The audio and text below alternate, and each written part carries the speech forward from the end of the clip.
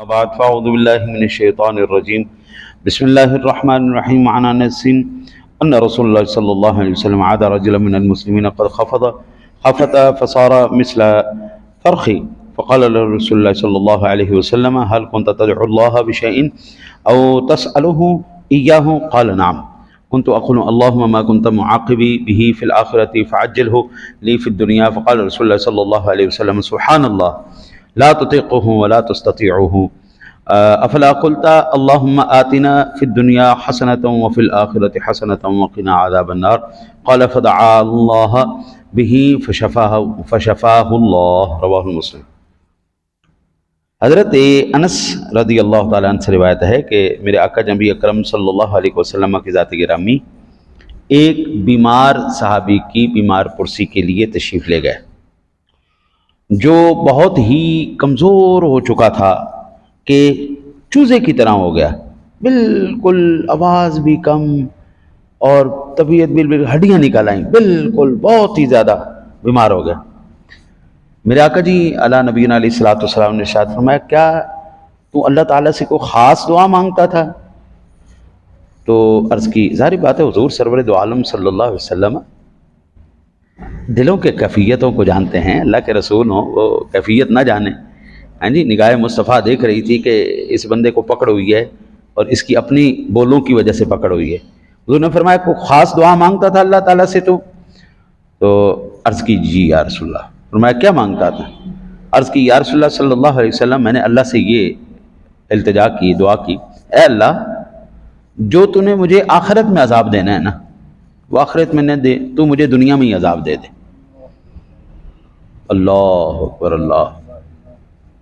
میرے آقا جی علیہ الصلوۃ والسلام نے فرمایا سبحان اللہ، یہ تعجب کے وقت بولا جاتا ہے، سبحان اللہ، تعجب جب بہت زیادہ تعجب ہو جائے اس وقت بولا جائے سبحان اللہ، یہ کیا دعا کر دی تو نے؟ او بندہ خدا، کیا تو اس بات کی طاقت اور قدرت رکھتا ہے کہ اللہ تعالیٰ کے عذاب جو آخرت میں کرنا ہے وہ تو دنیا میں برداشت کرے؟ کیا تو اس کی طاقت رکھتا ہے؟ میرے آقا جی علیہ الصلوۃ والسلام نے فرمایا تو نے اس طرح کیوں نہیں کہا اللہم آتنا فی الدنیا حسنہ وفی الآخرۃ حسنہ وقنا، یا اللہ دنیا میں بھی بھلائی دے آخرت میں بھی بھلائی دے اور جہنم کے عذاب سے بچا لے، تو نے اس طرح دعا کیوں نہیں کی؟ وہ کہتے ہیں یا رسول اللہ معذرت میرے سے غلطی ہو گئی، میں آج کے بعد یہ دعا کروں گا اللہم آتنا فی الدنیا حسنہ وفی الآخرۃ حسنہ وقنا عذاب النار۔ تو کہتے ہیں جب انہوں نے یہ دعا کی تو اللہ تعالیٰ نے ان کو شفا عطا فرما دی۔ یہ مسلم شریف کی حدیث ہے۔ حضرت ایک بات یاد رکھیں، دنیا میں ہو یا آخرت میں ہو، اللہ کے عذاب کی کسی کے اندر جرت نہیں ہے وہ برداشت کر جائے۔ میں اکثر نا جی، حالانکہ عمر گزر گئی ساری زندگی قرآن حدیث پڑھتے ہوئے، پڑھتے پڑھاتے ہی گزر گئی ساری زندگی۔ میں زندگی میں پہلی مرتبہ لاہور میں نے نہیں پھرا آج تک، پہلی مرتبہ میں عمرہ شریف پہ گیا ہوں تو میں نے زندگی میں باہر جا کے دیکھا کہ سبحان اللہ کیا کیا دنیا، کیا کیا خلق۔ آج اس میں نتیجے پر پہنچا ہوں کہ اگر کبھی بندہ مشکلات میں، پریشانیوں میں، دکھوں میں، تکلیفوں میں آ جائے تو پھر لمبی لمبی چوڑی دعائیں کرنے کے بجائے نا دو چار جملے اللہ کی بارگاہ میں آپ سیدھے سادے کہہ دیں، یا اللہ قلم بھی تیرا، لوح بھی تیرا، قدرت بھی تیری، فیصلہ بھی تیرا۔ اگر میں اس قابل نہیں ہوں نا کہ مجھے یہ چیزیں ملیں، لیکن یا اللہ فیصلہ تو تیرا ہے نا، قدرت تو تیری ہے نا، یا اللہ پہلے نہیں تھا کوئی بات نہیں، میرے مقدر میں تھا کوئی بات، لیکن یا اللہ میں تیری بارگاہ میں التجا کر رہا ہوں، یا اللہ قلم اٹھا کے میری تقدیر کو بدل نہیں دیتا۔ سیدھی سی بات ہے، پر لمبی لمبی چوڑی چوڑی دعائیں کرنے کی بجائے آپ سیدھا سادہ رب سے ڈائریکٹ بات کریں، میرے مالک قلم بھی تیرا، لوح بھی تیرا، قدرت بھی تیری، فیصلہ بھی تیرا، تقدیر بھی تیری، بدلنے والا بھی تو زمین سے اٹھا کے تختوں پہ بٹھا دیتا ہے تو تختوں سے اتار کے نیچے کر دیتا ہے، یا اللہ میرے مقدروں میں کوئی نیکی نہیں، کوئی بھلا نہیں، کچھ بھی نہیں ہے نا، یا اللہ اب قلم اٹھا کرم فرما دے۔ رب سے کوئی مانگے اللہ نہ دے، ایسا نہیں ہوتا۔ اگر بندہ ماں سے مانگنے جاتا ہے نا جی، ماں سے مانگنے جاتا ہے تو اماں جی جب کبھی ناراض بھی ہوں تو ایک دو دفعہ انکار کرتی، چل دفعہ ہو جا، نہیں دینی میں، چل دفعہ ہو جا. لیکن جدو پتر تھوڑا جا ضد کرے، نہیں امی نہیں امی تیری مہربانی، بلا تشویح بلا تشویح بلا تشویح. وہ ذات بڑی بلند ہے، پاک ذات، اللہ الصمد ہے، لم یلد ولم یولد ہے. آپ اس کو اس کے محبوب کا وسیلہ دے دو. یا اللہ تجھے تیرے حبیب کا وسیلہ ہے، میرے مقدر میں نہیں ہے، میں گندہ آدمی ہوں، گناہ گار آدمی ہوں. قلم مولا قلم اٹھا اور تقدیر بدل دے، کرم فرما دے، رحم فرما دے، عافیت فرما. اب یہ صحابی کیا کر رہے تھے؟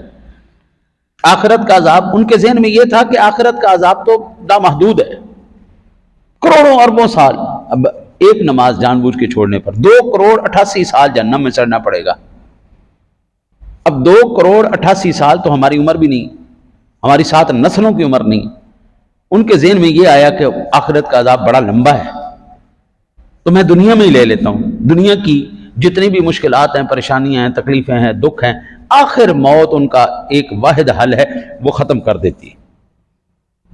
کینسر کا مریض جو چلاتا چیختا ہے، جو شور مچاتا ہے، جب موت آ جاتی پھر وہ کچھ نہیں بولتا، خاموش ہو جاتا، سکون.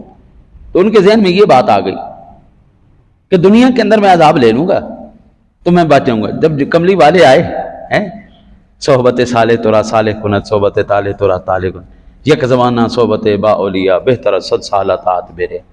100 سالہ عبادت سے بہتر ہے کچھ لمحے اللہ والوں کی بارگاہ میں بیٹھ جائے کر. 100 سالہ عبادت سے بہتر ہے، ریاضت سے بہتر ہے، تسبیح پھیرنے سے بہتر ہے کچھ لمحے اللہ والوں کے پاس بیٹھ. اب حضور سرور دو عالم کی تھوڑی سی صحبت ان کو ملی، دیکھو کیسے تقدیر بدل گئی. کہ میں دنیا میں مانگ رہا تھا آخرت کی، تو اللہ حضور نے فرمایا تو یوں کیوں نہیں کہہ دیتا یا اللہ دنیا بھی بھلی کر دے، آخرت بھی بھلی کر دے، جہنم سے بچا دے. تو جب وہ دعا کی اللہ نے سارے راستے اس کے سیدھے کر دی. صدا جزا میرے مالک کے ہاتھ میں. بس آپ کی نا اس کو ادا پسند آنی چاہیے، آپ کے مانگنے کا طریقہ پسند آنا چاہیے. دیکھیں دل کی کیفیتیں یا آپ جانتے ہیں یا میرا اللہ جانتا ہے. ذرا ایک کیفیت بناؤ، اخلاص پیدا کرو اور پھر التجا کی ہاتھ بلند کرو. میں نے حضرت فقیروں کو نا بادشاہ بنتے دیکھا ہے، صرف انہی سادہ سادہ جملوں کی وجہ سے. لمبی چوڑی دعائیں اور لمبے چوڑے وظیفے اور یہ ساری سلسلے، پھر بھی میرے رب نے کرنا ہے. اور سادہ سادہ سی باتیں کر کے پھر بھی میرے رب نے کرنا ہے. چلو پڑھا لکھا بندہ تو تسبیح پھیر لے گا، وظیفے کر لے گا. تو جو سادہ آدمی ہے جو نہیں پڑھا، کیا اس کا رب پر کوئی حق نہیں؟ وہ اس کا بندہ نہیں ہے، اس کی مخلوق نہیں. بلکہ میں سمجھتا ہوں سادے بندے بعض مرتبہ وہ چیز لے جاتے ہیں جو پڑھے لکھے بھی نہیں لے سکتے. مانگنے کا ڈھنگ ہے نا، مانگنے کا طریقہ ہے نا. دنیا دار سے مانگتے ہوئے شرم کرنی چاہیے، لیکن جب اللہ کی بات آ جائے یا اللہ کے لیے آ جائے پھر شرمیں اتار دو.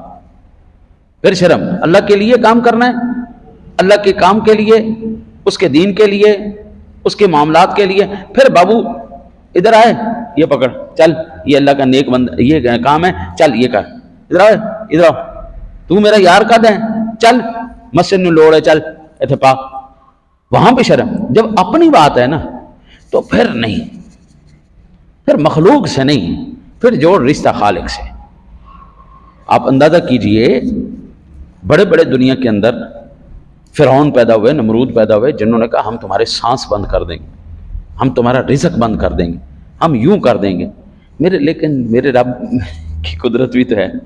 التجا کی جائے نا، یا اللہ تو جانتا ہے نا یہ نمرود بننے کی کوشش کر رہا ہے، فرعون بننے کی کوشش کر رہا ہے، یا اللہ تو جانتا ہے نا قدرت تیری ہے، لیکن یہ سمجھتا ہے کہ میں قدرت والا ہوں. تو ذرا اپنی قدرت کے نظارے نہیں دکھاتا.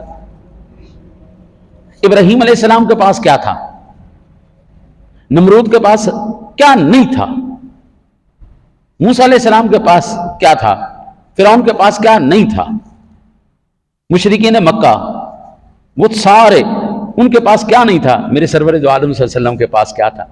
ان سب کے پاس ایک چیز تھی، وہ تھا اللہ. ان کے ساتھ اللہ تھا، ابراہیم علیہ السلام کے ساتھ اللہ تھا، موسیٰ علیہ السلام کے ساتھ اللہ تھا، آقا جی علیہ الصلوۃ والسلام کے ساتھ اللہ تھا، بس ساری کائنات کی قوت ہے ایک طرف، میرے رب سونے کی مدد ایک طرف، بگاڑ لو جو بگاڑنا، پٹ لو جو پٹنا ہے۔ قادر و قدیر رب وہ سمندروں کے اندر، طوفانوں کے اندر بھی جھونپڑیاں محفوظ رکھتا ہے، اس کی اتنی قدرت ہے، وہ اتنی شان والا ہے۔ دعا کرو اللہ تعالیٰ آپ کو مجھے اللہ سے صحیح طریقے سے مانگنے کا ڈھنگ عطا فرمائے۔